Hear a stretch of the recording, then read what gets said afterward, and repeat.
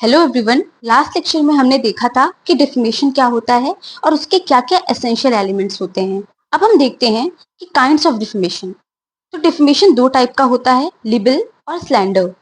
जिसमें लिबल एक ऐसा डिफमेटरी स्टेटमेंट होता है जो किसी परमानेंट और विजिबल फॉर्म में हो, जैसे कि रिटन में या प्रिंटेड फॉर्म में या किसी पिक्चर की फॉर्म में, यानी कुछ ऐसा जिसे आंखों से देखा जा सकता हो। और फिर आता है लिबल एक्शनेबल पर से। तो इसका मतलब है कि अगर लिबल हुआ है तो प्लेंटिफ यानी जिसके खिलाफ डिफमेशन हुआ हो, उसको कोर्ट में ये प्रूव करने की जरूरत नहीं है कि उससे कोई नुकसान हुआ है।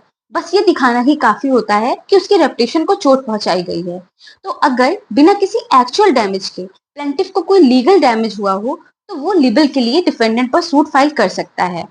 नेक्स्ट है स्लैंडर। तो जब वर्ड्स या जेस्चर के थ्रू किसी व्यक्ति को डिफेम किया जाता है तो उसे स्लैंडर कहते हैं। ये जनरली कानों तक पहुंचने वाली इंफॉर्मेशन होती है, यानी कि स्पोकन डिफॉर्मेशन होता है। इंग्लिश लॉ के अंडर अगर स्लैंडर के केस में प्लेंटिफ एक्शन लेना चाहता है तो उससे ये दिखाना पड़ेगा कि उसको कोई एक्चुअल डैमेज हुआ है। यानी स्लैंडर में प्राइमा फेसी ये प्रूफ करना जरूरी है कि प्लेंटिफ को डिफेंडेंट के एक्ट से कोई एक्चुअल डैमेज हुआ हो। यानी जनरली ये एक्शनेबल पर्सन नहीं होता, बट कुछ कंडीशंस हैं जिसमें स्लैंडर भी एक्शनेबल पर्सन हो सकता है। जैसे कि इम्पुटेशन ऑफ क्राइम, यानी जैसे किसी व्यक्ति पर कोई ऑफेंस करने का झूठा इल्जाम लगा दिया गया हो, या इम्पुटेशन ऑफ सम डिसीज, यानी जब किसी पर कोई सीरियस डिसीज होने की झूठी बात कही जाए, जैसे लेप्रोसी या कोई अदर ऐसी डिसीज जिससे उसके सोशल इमेज खराब हो जाए। थर्ड है इम्पुटेशन रिगार्डिंग बिजनेस और office incompetency.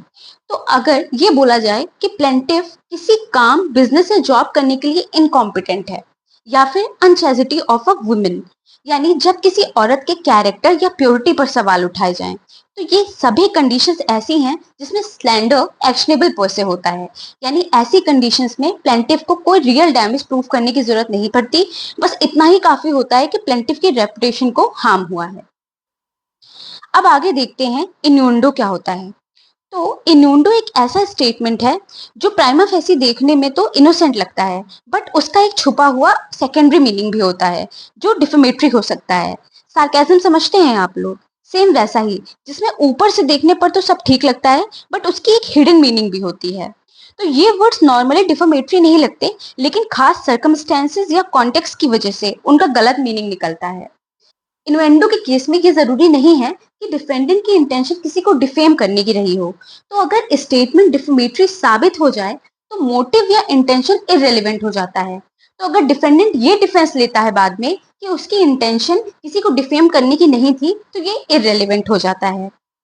Cassidy versus daily mirror newspaper limited के केस में मिस्टर कैसिडी अपनी लॉफुल वाइफ के साथ नहीं रहते थे, बस कभी कभार उनसे मिलने जाते थे।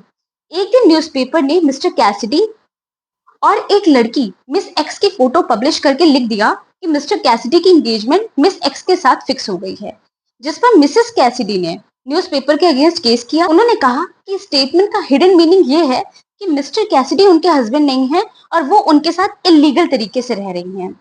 केस में कोर्ट ने कहा कि यहाँ इन्वेंडो एस्टैब्लिश हो गया है और ये कहना कि न्यूज़पेपर ने गलती से बिना किसी रॉन्ग इंटेंशन के न्यूज को पब्लिश कर दिया था, ये एक वैलिड डिफेंस नहीं होगा।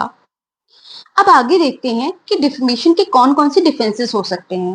तो जिसमें पहला है जस्टिफिकेशन ऑफ ट्रुथ। तो अगर डिफेमेटरी स्टेटमेंट जो दिया गया है वो सच है तो ये एक स्ट्रॉन्ग डिफेंस होगा और डिफेंडेंट अपनी लाइबिलिटी से बच जाएगा। नेक्स्ट है फेयर कमेंट।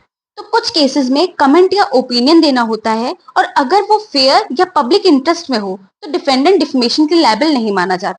लेकिन इसकी कुछ कंडीशंस हैं, जैसे कि ये कमेंट या ओपिनियन होना चाहिए, ना कि एजर्शन ऑफ फैक्ट, और ऐसा कमेंट फेयर होना चाहिए। और लास्ट है कि ऐसा स्टेटमेंट पब्लिक इंटरेस्ट में होना चाहिए। तो ये डिफेंस पाने के लिए जो 3 कंडीशंस हैं वो क्या क्या हैं? पहली, कि ये एक कमेंट या ओपिनियन होना चाहिए, ना कि एजर्शन ऑफ फैक्ट, और ऐसा कमेंट फेयर होना चाहिए। और थर्ड है कि ऐसा कमेंट पब्लिक इंटरेस्ट में होना चाहिए। नेक्स्ट डिफेंस है प्रिविलेज स्टेटमेंट।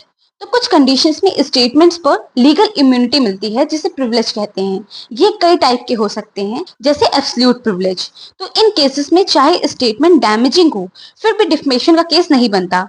एग्जाम्पल के लिए जैसे पार्लियामेंट्री प्रोसीडिंग, जुडिशियल प्रोसीडिंग्स या स्टेट कम्युनिकेशन, यानी गवर्नमेंट ऑफिशियल्स की जो इंटरनल कम्युनिकेशन होती है। उसके बाद नेक्स्ट है क्वालिफाइड प्रिविलेज। तो ये डिफेंस तब काम करता है जब स्टेटमेंट गुड फेथ में किया गया हो, जैसे पब्लिकेशन ऑफ पार्लियामेंट्री प्रोसीडिंग्स या जुडिशियल प्रोसीडिंग्स का पब्लिकेशन या पब्लिक मीटिंग्स के प्रोसीडिंग्स का पब्लिकेशन। तो ये है कुछ डिफेंसेस जिसे लेने के बाद एक व्यक्ति डिफेमेशन के लिए लायबल नहीं होता। तो आई होप आपको आज का लेक्चर क्लियर होगा। अगर आपको किसी भी तरीके का कोई डाउट है तो आप मुझसे कमेंट सेक्शन में पूछ सकते हैं। And please like share and subscribe. Thank you.